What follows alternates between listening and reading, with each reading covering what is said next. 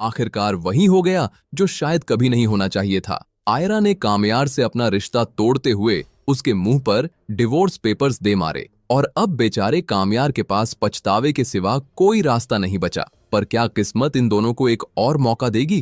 क्या कामयार अपनी गलती सुधार कर आयरा को फिर से जिंदगी में शामिल कर पाएगा? जी हाँ दोस्तों, कहानी की शुरुआत होती है उस पल से जब आयरा कामयार से शादी के बाद पछतावे में डूब जाती है।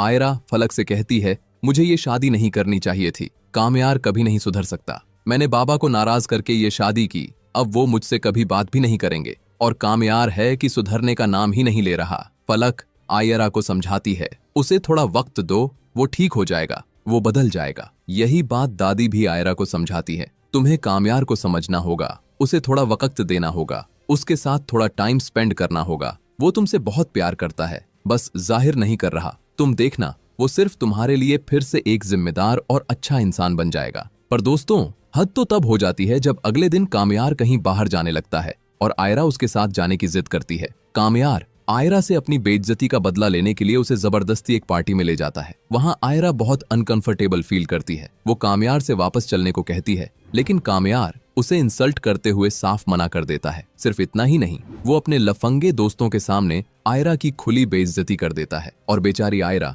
चुपचाप वहां से उठकर अकेली ही घर वापस आ जाती है। मगर ये सब यहीं खत्म नहीं होता। घर आकर आयरा फूट फूट कर रोती है। उसे समझ नहीं आ रहा होता कि अब वो करे तो करे क्या। उसने कामयार के लिए अपने घर वालों से दुश्मनी मोल ली, पर शादी के बाद भी उसे सिर्फ पछतावा ही नसीब हो रहा था। जब कामयार नशे की हालत में घर लौटता है और आयरा को अपने बिस्तर पर सोता देखता है तो वो आग बबूला हो जाता है। आयरा जैसे ही आंखें खोलती है, दोनों के बीच जोरदार बहस शुरू हो जाती है। आयरा कहती है, आखिर तुम्हारा मसला क्या है? तुम इतना लेट क्यों आते हो? तुम्हें मेरी कोई फिक्र ही नहीं है। लेकिन कामयार होश में नहीं होता और फिर वो कर गुजरता है जो आयरा ने कभी सपने में भी नहीं सोचा होता। कामयार आयरा को जोर का थप्पड़ मार देता है, बिल्कुल उसी तरह जैसे कभी आयरा ने गुस्से में कामयार को मारा था। इस थप्पड़ के बाद आयरा का सब्र जवाब दे देता है। वो ठान लेती है कि अब वो एक पल भी कामयार के साथ नहीं रहेगी। रोती हुई हिम्मत जोड़कर आयरा अपने बाबा इरफान साहब को फोन करती है। अपनी बेटी की आंखों में आंसू देखकर इरफान साहब का कलेजा फट जाता है। उनका दिल छलनी हो जाता है और वो बिना वक्त जाया किए आयरा को लेने कामयार के घर पहुंच जाते हैं। उस वक्त कामयार नशे में बिस्तर पर गिरा हुआ होता है। गहरी नींद में इरफान साहब आयरा का हाथ थाम कर उसे अपने साथ ले जाते हैं। दादी रोकने और समझाने की कोशिश करती हैं, लेकिन आयरा किसी की बात नहीं सुनती और चुपचाप अपने बाबा के साथ गाड़ी में बैठकर वहां से चली जाती है। अगली सुबह जब कामयार को होश आता है तो वो दादी को अपने सामने खड़ा पाता है।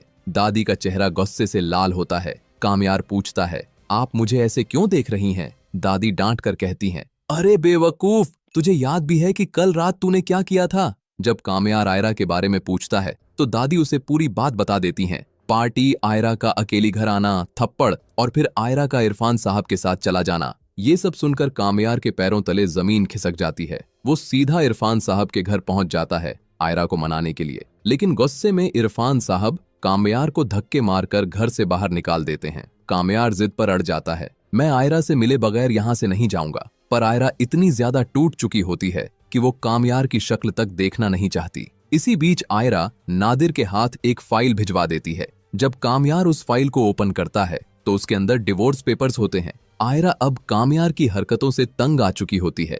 गुस्से में कामयार जबरदस्ती आयरा के कमरे में घुस जाता है और वजह पूछता है। तब आयरा वो डिवोर्स पेपर्स कामयार के मुंह पर दे मारती है और कहती है, मुझे तुमसे कोई रिश्ता नहीं चाहिए, तुम कभी नहीं सुधर सकते। इससे बेहतर यही है कि हम इस रिश्ते को यहीं खत्म कर दें। मैं तुम्हारी जिंदगी से निकलना चाहती हूँ, मैं आजाद होना चाहती हूँ। पर दोस्तों, क्या कामयार इतनी आसानी से डिवोर्स पेपर्स पर साइन कर देगा? क्या ये दोनों हमेशा के लिए अलग हो जाएंगे? आपको क्या लगता है? कमेंट करके जरूर बताना।